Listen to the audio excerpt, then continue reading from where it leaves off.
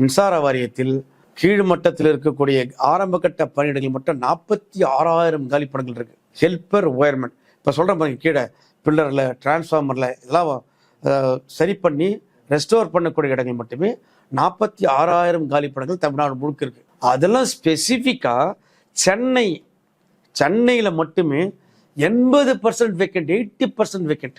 அப்போ ஒரு feeder trip ஆச்சு அப்படின்னு சொன்னால் ஒரு 30-40 நகரங்களுக்கு தெருக்களுக்கு கரண்ட் இல்லாத இடங்களில் பில்லர் ஃபீஸ் போயிருந்தேன். பில்லர் ஃபீஸ் போடுறதுக்கு ஒரு செக்ஷனில் 15 பேர் இருக்க வேண்டிய இடத்துல 4 பேர்த்த போய் வேலை செய்கிறான். அதில் 4 பேரில் 2 பேர் தான் ஒர்க்மேன், 2 பேர் சூப்பர்வைசர், 15 பேர் இருக்கணும். இப்போ 15 லொக்கேஷனில் ஃபால்ட்டு. அந்த 2 பேர் எத்தனை லொக்கேஷன் போயிட்டு பில்லர் ஃபீஸ் போடுவார், எத்தனை லொக்கேஷன் டிரான்ஸ்ஃபார்மரில் எஜி ஃபீஸ் போடுவார், எத்தனை லொக்கேஷன் போட்டு ஜம்பர் கட் அட்டன் பண்ணுவார். இந்த ஆட்கள் பற்றாக்குறை டெக்னிக்கலாக இந்த ப்ராப்ளம் இருக்கு. ஜம்பர் கட்டுங்கிறது வந்து போஸ்ட் கம்பத்தில் ஏறி போஸ்ட்ல டிரான்ஸ்ஃபார்மர்ல ஏறி அந்த மேலே 2 பேர் போட, அதுக்கு ஒரு சூப்பர்வைசர் வரணும், அதுக்கு லைன் கிளியரன்ஸ் எடுக்கணும், போர்டு மாட்டணும். அது ஒரு பெரிய ப்ராசஸ். அதில் அவசரமாக மினிஸ்டர் சொல்லிட்டாருங்க, அவர் சொல்லிட்டாருங்க, இவர் சொல்லிட்டாருங்க, அதிகாரி சொல்லிட்டாருன்னு சொல்லி ஏறி யார் வேலை ஆச்சுன்னா அவெல்லாம் செத்து போகிறான்.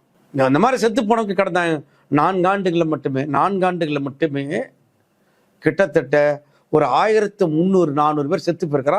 டிபார்ட்மெண்டல், நான் டிபார்ட்மெண்டல், அதில் அனிமல்ஸ் தனி. Gangman contract labour, other regular employee சேர்த்தாலுமே இந்த 5 ஆண்டுகளில் செத்து போனவங்க இந்த மாதிரி அவசரப்படுத்தி ஆட்கள் பற்றாக்குறை காரணமாக பல்வேறு டெக்னிக்கல் ப்ராப்ளம்ஸுக்காக இறந்து போன தொழிலாளிகள் மற்றவர்கள் எல்லாம் சேர்த்து 200-220 பேர் புள்ளி விவரங்கள் கொடுத்துருக்குறோம். மின்சார வாரியங்களுக்கு புள்ளி விவரம் கொடுத்துருக்கு. இன்னைக்கு கடந்த 5 நாள் எத்தனை பேர் செத்து போயிருக்கிறான் தமிழ்நாடு முழுக்க.